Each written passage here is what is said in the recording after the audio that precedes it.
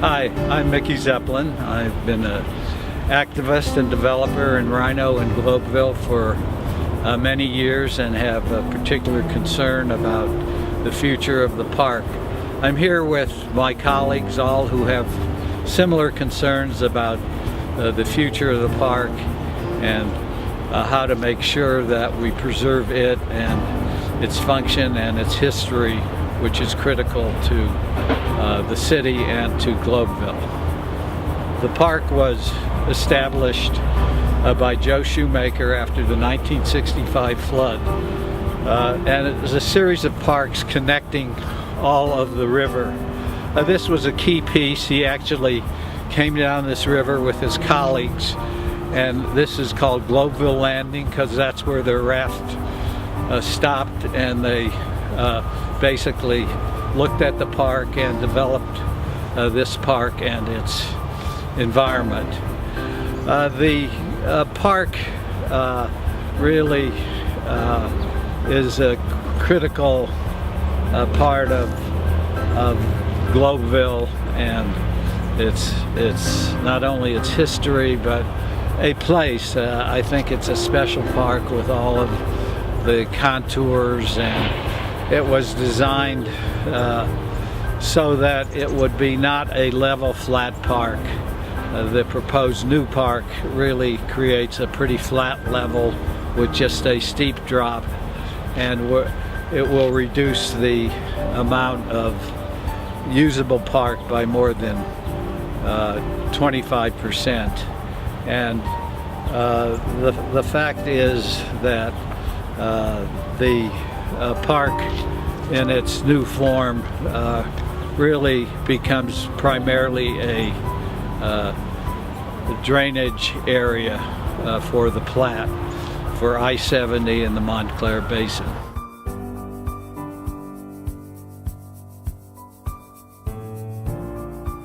And I'm here to talk about today the drainage situation here in Globeville Park. Right behind me is a fairly large open canal that you can see, and up at the end there's a tunnel coming from under that road, and that is an outfall that goes into the South Platte River. This will handle about 1,000 CFS at maximum capacity. What's planned here for the Globeville Park is to add an additional 3 conduit outfalls like this one, each of them the same size, each with 1,000 CFS capability. So for that would be a total of 4,000 CFS after the project is built. An additional 1,000 CFS flow into the river when it's at pretty much full stage will raise the river by 1 foot. In June of 2015, there was a flood that almost overtopped the embankment. It lacked 2 feet from overtopping. For each additional 1,000 CFS, it raises it 1 foot. We're going to put 3,000 CFS in it. It will be overtopping by 1 foot at 1,000 CFS. 1,000 CFS floods 1 acre of ground, 1 foot deep in 43 seconds. So if that flows for a day, you will be totally swamping Globeville. This is a bad idea for Globeville unless they have protection against that type of a scenario.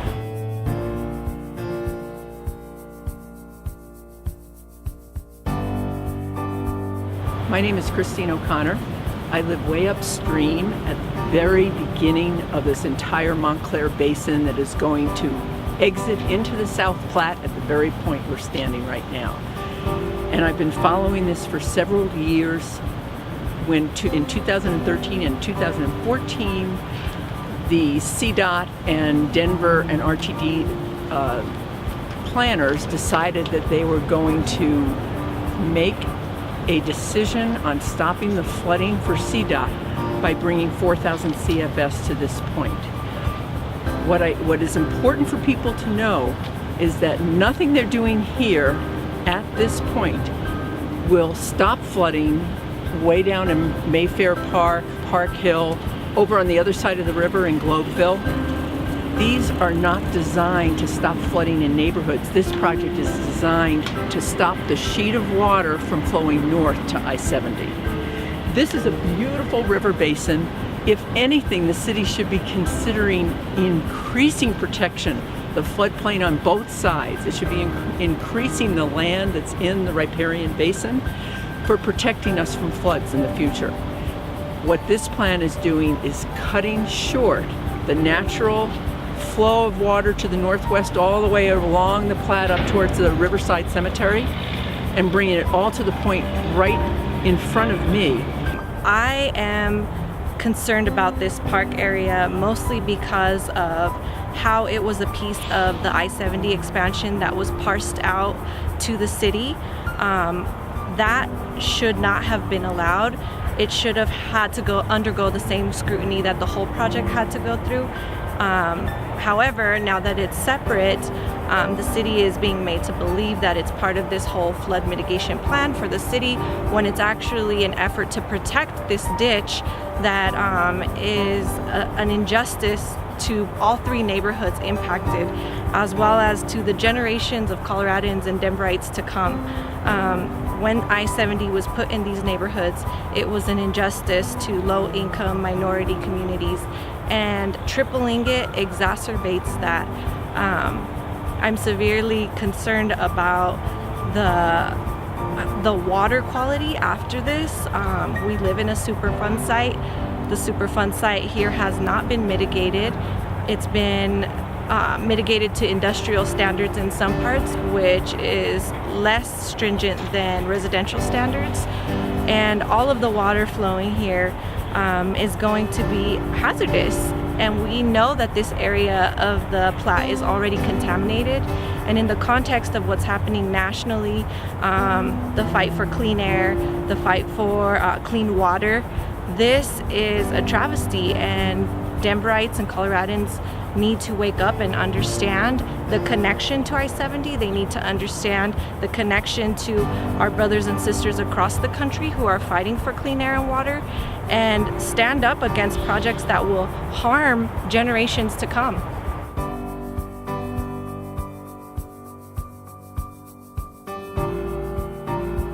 I'm here today just to discuss a little the issues that being on a Superfund site creates for an outfall of this kind. And they are really very simple. They're bad. Why?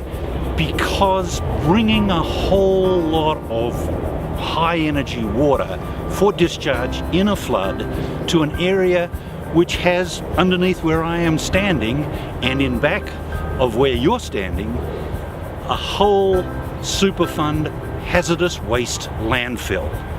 If anything happens to this outfall, then that will erode into the river the entire hazardous waste landfill that we have worked so hard and spent so much money stabilizing and keeping out of the environment. This is clearly the worst place in the whole of the lower Platte Valley to bring water in flood to an outfall so that it can erode. There, on both sides of me, there are miles of countryside where we could do this safely. It still might fail, but the consequences of that failure would be much less than the consequences of this failure. If this fails, it will take the material, the hazardous material, into the river. It will go downstream, probably all the way to Nebraska, and then will have to be cleaned up at vast expense.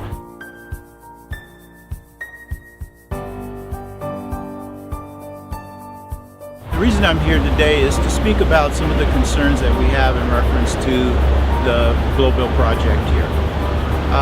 Having a business located downstream and nearest to the banks of the Platte River, there's a number of concerns about the effect that it will have adding this amount of flow into the Platte River. Down in our area there, we're on the north end of Globeville, and it's my understanding that we have only a 2-year event storm drainage capacity located in our area.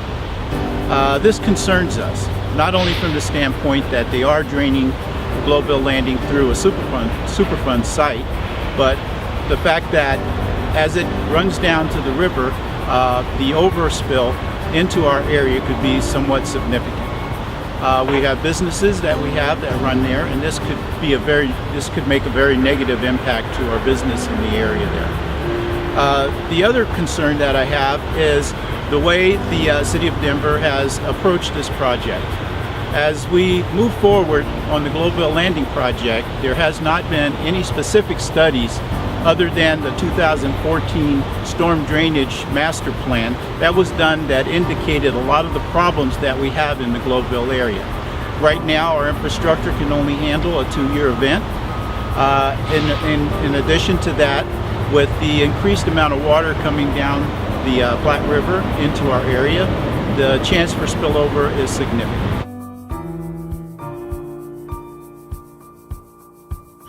The concern of this is with the studies not being completed and the projects moving forward is that there's no cohesion between the different departments that will allow everyone to have a clear understanding of the overall effect of this project. So therefore, we're not looking to stop the project completely at this point, but what we'd like them to do is hit the pause button, complete the studies, bring all these departments together. Let's have a cohesive understanding of exactly what's going to take place from this point all the way down to the county line of Denver, and then make correct decisions to do the job one time.